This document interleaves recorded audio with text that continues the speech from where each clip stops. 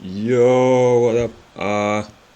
I improved my microphone sound a bit since I saw that one person mentioned that the voice sounds a little too low, so hopefully it's better for this video.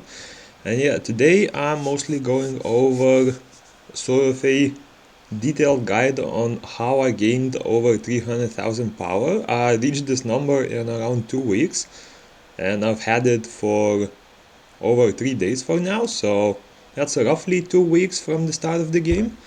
And I'm basically gonna be explaining on what you should do to gain power, what you should avoid doing, and the mistakes that I've made when doing it, so that you save the materials that you get from mostly from quests and events, and not waste them like I did, since I know that I've done quite a few mistakes, and they they didn't cost me a lot of power, but they cost me a lot of resources that I'll use later on. So that was a bit annoying.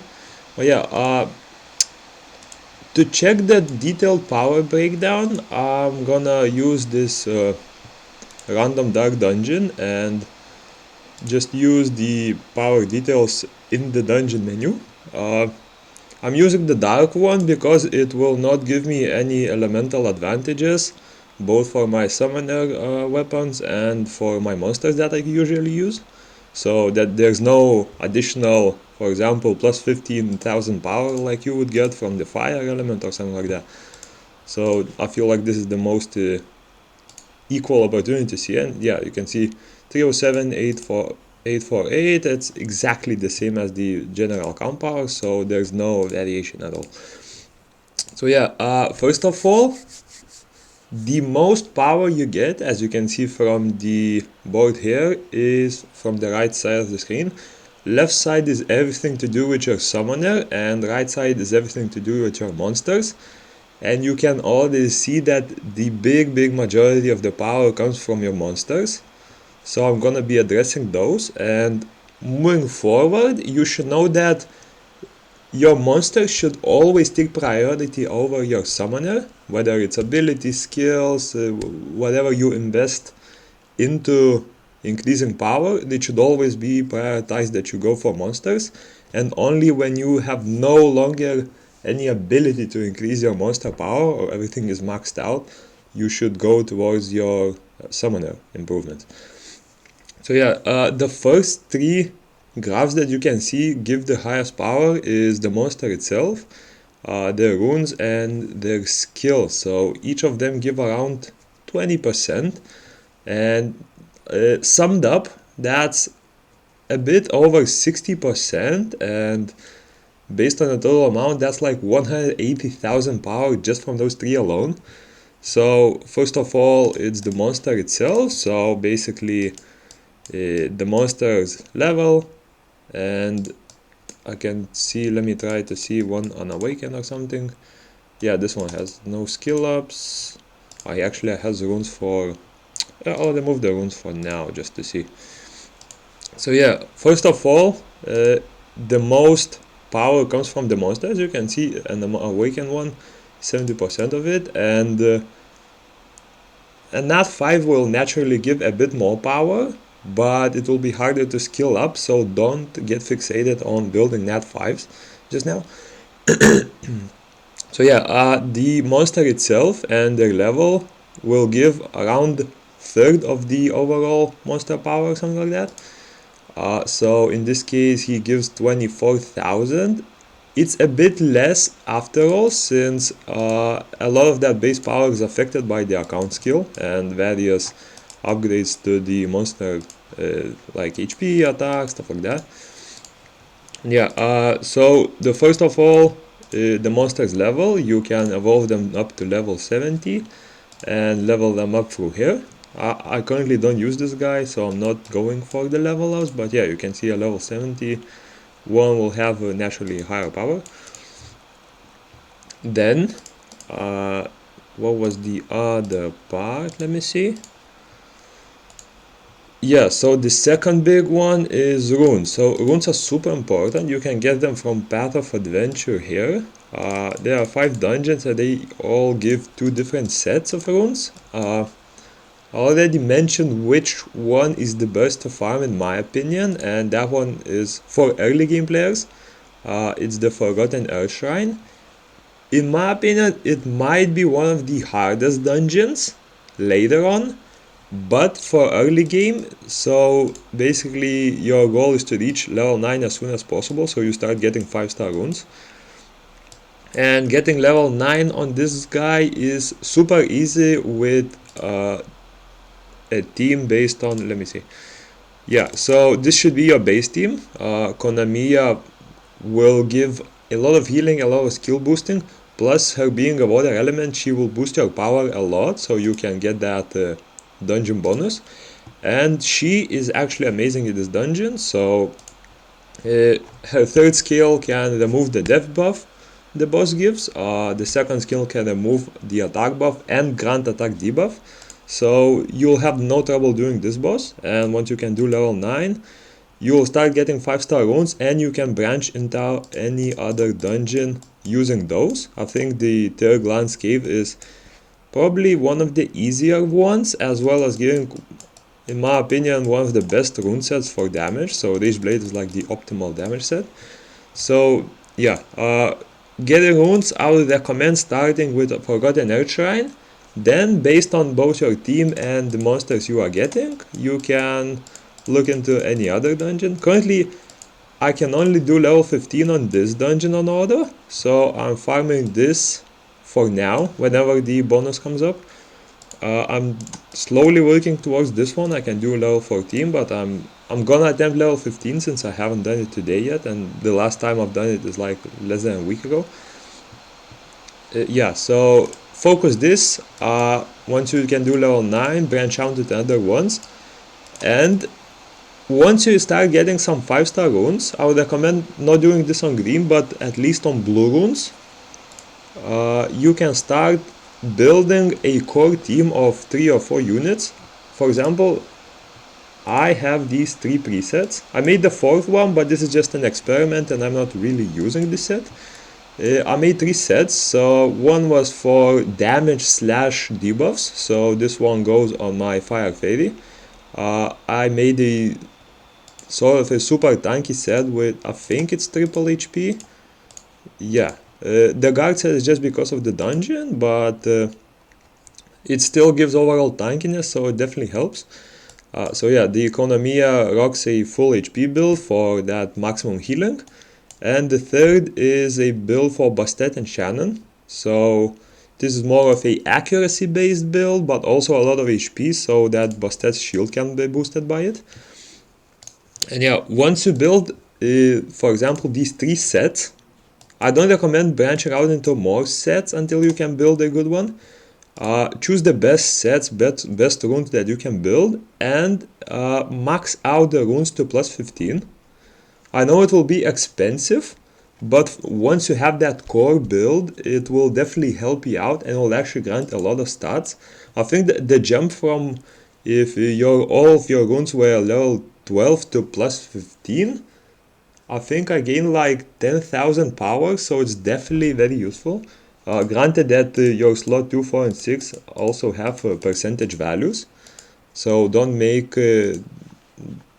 use stats that give flat HP, flat attack, flat defense, stuff like that. Make sure that it's percentage here, otherwise you'll be losing on a lot of power. And yeah, once you got those runes, max them out to plus 15 and you'll be getting a lot of rune power from those. So in total, that's what, like 22%, so good 70,000 power just from maxed runes.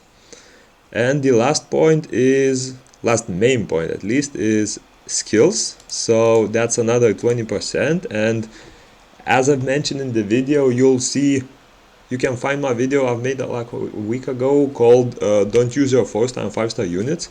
And I'll go into more detail on why there. But essentially, skill ups give insane amount of power. So in this case, as you can see, my Economia has 77,000 power, and her skills give a quarter of that. So just from skills alone, if she had 0 skill up, she would be sitting below 60,000 or something like that. That's why I don't recommend using any nat 5s until you can fully max them. So as you can see, I only use Bastet, and that's just because I finally maxed her fully out. And the power increase she gained is insane. I think she had the same runes just before I got her from the event, and with no skill up she was sitting at around 65,000. Now that I've maxed her skills, she's at around 86,000. So as you can see, that's also like quarter of the power overall. And the easiest monsters to max will be your nat 3s naturally, so make sure to use those in the beginning and only then branch out to nat 5s once you are able to fully skill or at least max the skills of the important abilities. So for example, Bastet's first skill, it's nice, it will give you some extra power, but it's not that important for Val. So if you are able to max the second and third skill, you should begin using her and eventually max this out once you get either more Devil Mons or more Bastets from this. And keep in mind that you can get multiple ones. I think I've gotten like 5 or 6 Bastets from this event already, so make sure to complete those quests while you can as well. And yeah, so the main 3 points are those. The other percentages here are not that great, and the 3 of those will already get you up to like 200,000 power just by himself. So just to quickly overlook this, awakening, that's around 4%, so make sure to awaken as much as you can. I think Konamiya, well, not just Konamiya, but all nat 3s should be fairly easy to awaken to max. I would recommend only doing maxing those that you plan on using furthermore. So for example, I like using her a lot, but I don't plan on using her forever, so I just stopped at level 11 and didn't bother maxing her further. But for example, Konamiya I fully maxed, Shannon I fully maxed since I intend to use them all. And worst case, if you really want to get those essences and Breath of Lies back, you can always get them from the restore option. You get 2 of these per month from Trial of Ascension floor like 170 or something. Yeah, so you'll be getting 2 of these every month, so don't be afraid to experiment with your monster, don't be afraid to max them, since worst case scenarios you can always just bring them back. And yeah, the other points that are giving most power, let's see. Currently I'm addressing the monster style, I'll hop onto the summary side soon. So account effect, yeah, account effect, this is the main reason why I was saying to max the monster account tree. Is it actually contributes to almost 5% of the power, and as you can see I haven't even maxed yet. So most of these, the green ones are usually just the general stats. The yellow ones, the bottom 2 rows will be the stats, but these will be like, I think the resistance should give, but stuff like the damage taken, crit res, monster evasion, yeah. Some of these upgrades will not give power since they are more of effects rather than boosts to stats. So don't be scared, but definitely still max them since the bonuses you get from them are amazing. But yeah, account skills give like 5%, so that's another 15,000 power. And if you are not sure how to get account levels, is you have to basically level up all your monsters. So don't be pushed to awaken and evolve them. Just get some XP potions that you can from this event, and not this event, but rather the repeat quest, the various stories, stuff like that. And just level up every single unit that you have. 4-star, 3-star, 5-star, doesn't matter. Just level them up to max that you can. And with all of the units that I have currently, I leveled up to 47, and those account skills basically contributed to 15,000 of overall power. Yeah, so looking forward, it's power of ascensions. Power of Ascension. I'm not sure which one that is. Could it be that Power of Ascensions is like awakening past level 5? Yeah, actually, I'm not sure what the Power of Ascensions are, but seeing as it's 2%, it shouldn't be too important. Or I'm wondering whether Power of Ascension could be leveling up past 60 actually. Since up to 60 it's like regular level ups, but past 60 it's called something different. So, but yeah, I'm not sure about that. It could also be the book. But yeah, I'll try to look it up. If I find the information of what it is exactly, I'll get back to you. But yeah, just don't stress it too much since it's only 1.5% and it won't make a huge difference. So yeah, and the last one, yeah, I'm gonna skip closet since it's naturally 0. But the book is super important as well. If you didn't know this, you get duplicates of monsters from your. Oh yeah, see, I just summoned my guaranteed pioneer. Every time you summon additional units, so each dupe gives 20 pieces, and the regular pieces you get from like the quests, these various. Let me see if I have any. Well, you get those little chests with monster pieces, and they can be either 5-star, 1 to 3-star, 1 to 4-star, stuff like that.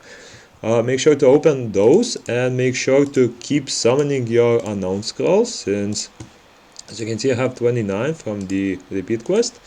I will just summon them real quick. I get a lot of 1-star, 2-star, 3-star pieces, and once you see that 1-star, 2-star and 3-star pieces, they actually give account-wide effects. So let me check just a NAF4. So yeah, for example, for a NAF4, it says your HP to 18 and your resistance 0.6%. So each dupe you summon, you keep leveling them up, and you get higher effects basically up to level 14, where you actually get 6.5 thousand HP on your Fire Vagabond. However, for Nat 3s, 2 and 1s, you actually get account-wide effects. So each level of this frog that you summon, for example, you get 3 attack to all your fire units on your whole account. So essentially, if you do not use light and dark units, you'll most likely not feel any effects after claiming those. But once you claim the fire effect, so for example, I'm currently running my fire fairy in the team. So the fire net 1, 2 and 3 will actually contribute to her skill. So as you can see, I got Garuda, Golem, Charger Shark and Harpy level ups from this. And once I claimed it, I actually got over 200, well, almost 200 power. The wind one won't give me anything since I have none in my team at the moment. The water as well, as you can see, I got a mushroom. I got a mushroom and a golem. So if I claim those, I got 2 water monsters in my team. So basically it's double the strength I get, and that's another 100 power. So make sure to always claim these, and as you can see, that was 2.5% of the overall power, I think. Yeah, 2.5%. So just to do quick math, let me see, 300,000 times 2.5%. is that 7.5 thousand power. So it's not huge, but it's free stuff that you don't have anything to do with. So make sure to claim it. And yeah, now moving on to the summoner side. So this one is not as important. As you can see, it contributes to around 20% of the overall power. So even if my summoner was at level 1 with no gear, just from the monsters alone, I would have like 240,000 power or something like that. So it's already a huge number, which is enough to, I think, do dungeons at like level 13. Yeah, as you can see, level 13, the enemy power is 230,000. So you'd be able to do those comfortably, even with a super weak champion. But nonetheless, let's see at some ways how to improve it. So the summoner itself, that refers to your overall level, basically. Transcendence, you can reach past level 60 and you need these energy of harmonies for each transcendence, so you can get up to level 70. It will basically just be additional stats and additional level ups that you can reach, and from those level ups you will get even more stats, but those stats are not that big of a contribution, and the transcendence actually costs a lot of material, so just cruise along and don't focus on getting them that fast. Yeah, equipment, pretty self-explanatory. Basically all of the items you get here, so all 5 of your weapons and all 5 of your accessories contribute to it. So for accessories you mostly do these party dungeons, so you'll skip these most likely since you get good 5-star sets from the quests already. The first one you should really focus on farming is the Elite Foggy Prison. So this one won't be too hard as long as you bring decent debuffs and decent damage. You can definitely sustain it pretty easily. I made a little guide on how to do it a little more easier in a previous video, so you can see some tips and tricks on what's best to do. I've tried this one. It's a bit too hard for me yet. I've built a team that can have enough power to get the bonus, but after trying it out, I failed at around 20 to 30% HP left, since we didn't have enough damage for killing his like arm that goes in the ground. So I'm still working on that at the moment, but once you are able to build a team for White Shadow Castle, make sure to farm the daily entries here as well, and if you have any additional raid tickets, make sure to use them on here. I'm saving mine until I can do this one, since I don't want to waste them on the Foggy Prison. But yeah, those you get from there. And this is something I didn't know. So for example, currently I am using a dark weapon, and when you switch weapons, as you can see, you either gain or lose power based on the what's it called? Based on the weapon strength that you use. I'm gonna switch back to dark because that's the power we are comparing. So yeah, actually, I recently found this out, but you should max all of your weapons. As you can see, I got decent ones for all except wind, which I'm still rocking a 4-star with, and I never got a 5-star weapon, so I'm kinda mad about that. I might just end up crafting one. But yeah, all of the weapons actually contribute to your power. So for example, as you can see, there's a light weapon, and even though I'm not using it right now, if I unequip it, I lose a good chunk of power. So if I unequipped all my weapons, as you can see, that was 3k, 2k here, 4.5k here, and 3.5k here. That's like roughly 12,000 power just from the weapons that you didn't actually use. So make sure to get good weapons in each slot and make sure to keep using them, or at least not using, but rather upgrading them, since they contribute to the power a lot as well. And yeah, coming back to what else gives a lot of power here, so the number might have changed a bit since I just did my modification, but it shouldn't be too big. Account effects, essentially this is the same account skill tree, but just the top part. So bottom part is related all to monsters, and the top part is all related to summoner. You should mostly max the monster power, as you can see that the monster power you gain from there was way higher than the summoner power that you get. So make sure to focus on the bottom skill tree, and only once the bottom is maxed out to move towards the top one. Power of Ascensions, again I'm not sure what Ascension is, but I'll have to look it up. But since the Ascensions overall they contribute to like 2% of the power, I'd say skip them for now. I'll try to look up what they are and post them in the comments if I remember, hopefully. And yeah, enhanced skills, this is basically these skills. The skills you max will depend on both your gameplay and the summoner you are using. So the base skills are always useful to max, all except the ultimate in my opinion. I maxed by accident in the beginning and I just never bothered to change it. But yeah, base ability always useful. These will depend on your build as well as gameplay, but they're always safe options.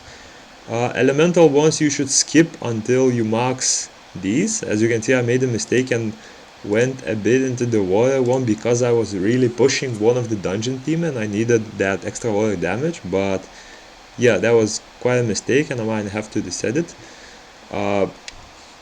These two trees are both quite important, so the passive depends on the champion you use. So for the one I'm using, so Cleave, the protection shield is his main important skill since it reduces the damage you take from bosses by 20% and all of your monsters take 10% less damage.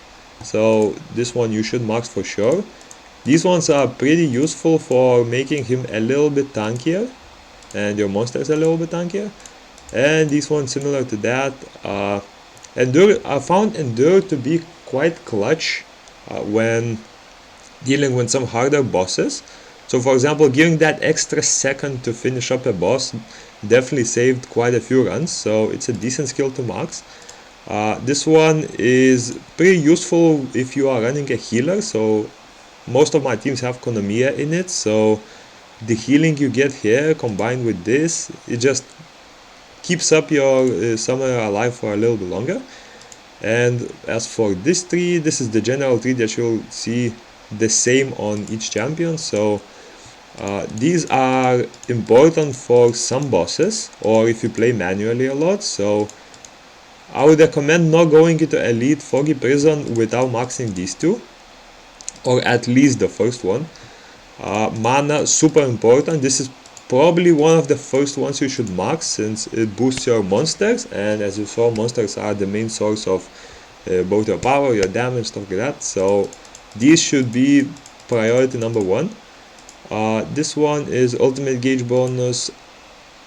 I don't use ultimates that much, and auto battles usually don't use ultimates, so I'd say don't max this. I might have maxed it by mistake or just didn't have anything else to max, so yeah, don't do that one. And yeah, this one I maxed accidentally as well, so don't do this. Once your monster dies in not even most, in all dungeons, you won't wait until they revive, because you will either complete the run or you will lose the run in those 10 minutes. So going down from 10 to 8 minutes will have zero impact on it. Yeah, I think I've overlooked all of the power, right? Yeah, enhanced skill. So yeah, that's basically an overview of how I got over 300,000 power. It's all free to play. I haven't purchased anything, any scrolls, any packs, nothing like that. One more thing is, if you didn't know this yet, you can actually get some additional scrolls, skill points, stuff like that. Basically, you can get these story rewards and these area exploration rewards 3 times if you just play the game with each summoner once, because those reset and you'll be able to get, there was like, I think 5+ legendary scrolls, like 10s, 20s, mystical scrolls, a lot of skill points, a lot of good accessories. So make sure to play the game with each champion and don't miss out on those easy rewards. And yeah, you should definitely be able to get that power going for you, and best of luck.